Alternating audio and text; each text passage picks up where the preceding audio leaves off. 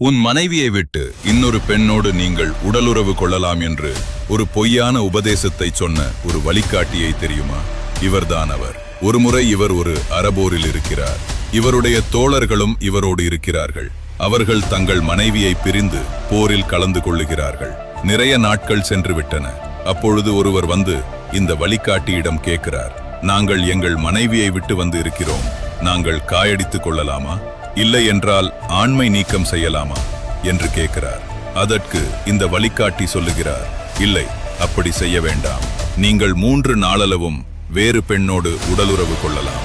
அப்படி உடலுறவு கொள்ளுங்கள் என்று சொல்லிய இந்த வழிகாட்டியை நீங்கள் எப்படி சொல்லுவீர்கள் என்று சொல்லுங்கள்.